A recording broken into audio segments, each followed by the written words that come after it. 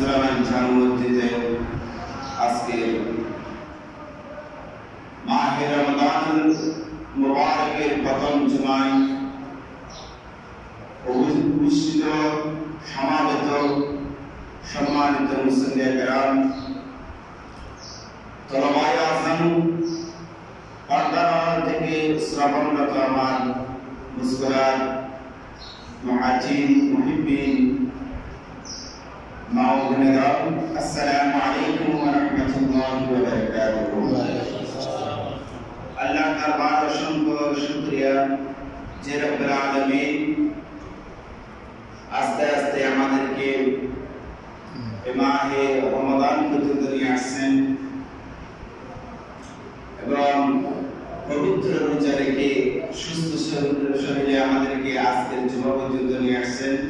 রব্বুল করিমের শুকরিয়াতে একবার সকলে বলে আলহামদুলিল্লাহ। আলহামদুলিল্লাহ। সাইয়্যিদুল কওনাইন নবীল হারমাইন ইমামুল কিবলাতাইন ওয়াসিলাতিনা ফিদ দারাইন, যে নূর নবী কামলিওয়ালা নবী মদিনা তৈয়বা পাক তাহারার মধ্যে শুয়ে আছেন, তার উপর একবার বলি ইয়া রাসূলুল্লাহ। আরেকটু করে বলি ইয়া রাসূলুল্লাহ। ইয়া রাসূলুল্লাহ। আজকে খুতবাতুল মুসান্নিফের বিষয়বস্তু হচ্ছে যে রমাদানকে স্বাগত জানানো, যেহেতু এটা রমাদানের প্রথম জুমা। খুতবাতুল আব্বাই সেই সুবাদে হাদিসে কুদসি থেকে একটি হাদিস পড়েছি। যে হাদিস কুদসি এমন একটি কিতাব, হাদিসে জবান মুস্তাফা আর খতা কালাম আল্লাহ। জবান का মুস্তাফা রাসূল আরবির জবান আর খতা হচ্ছে খোদা তাআলা। ওই পবিত্র হাদিসের কুদসি থেকে একটি হাদিস করেছি। আল্লাহ তাআলা বলেন, ইযা কানা আব্বালা ইয়াওমান إذا كان أول يوم من شهر رمضان إذا كان أول يوم من شهر رمضان رمضان المشاشر سيد شهر رمضان تقول ندام إلى الله الله تعالى بولن يا رضوان رضوان رضوان بچه جنت ফেরেশতাদের সরদার রিদওয়ান কে ডেকে বলেন, সাইয়্যিদুল জিনান লিস-সাইমিন ওয়াল কাইমিন মিন উম্মতি মুহাম্মদ সাল্লাল্লাহু তাআলা আলাইহি ওয়াসাল্লাম। হে রিদওয়ান, আমার উম্মতের মধ্যে উম্মত মুহাম্মদের মধ্যে যারা রাত্রিবেলায় ইবাদত করবে, দিনের রোজা পালন করে, তাদের জন্য আল-জিনান লিস-সাইমিন ওয়াল কাইমিন মিন উম্মতি মুহাম্মদ সাল্লাল্লাহু আলাইহি ওয়াসাল্লাম হাত্তা ইয়ানফাদি শাহরুহুম, তাদের জন্য জান্নাতকে সাজাও এমন ভাবে সজ্জিত করো। প্রথম দিন রিদওয়ান ফেরেশতা ডেকে বলেন, জান্নাতকে সাজানোর জন্য আল্লাহ তাকে রিদওয়ান ফেরেশতাকে আদেশ করেন। দ্বিতীয় দিন আরেকজন ফেরেশতাকে ডেকে বলেন, দ্বিতীয় দিন আরেকজন ফেরেশতার উপর আল্লাহ তাআলা ওহী নাযিল করেন। বলে ইয়াউমুস সানি আফওয়ালুহা, ইয়াউমুস সানি আল্লাহু ইয়া মালিকুম أهلك أبواب النيران يا مالك مالك হচ্ছেন জাহান্নামের ফেরেশতা।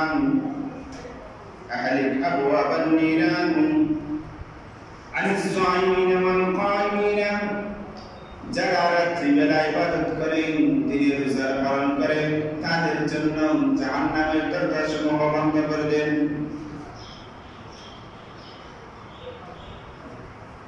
বলছে, ইয়া আল্লাহ, কতক্ষণ পর্যন্ত বন্ধ রাখবো?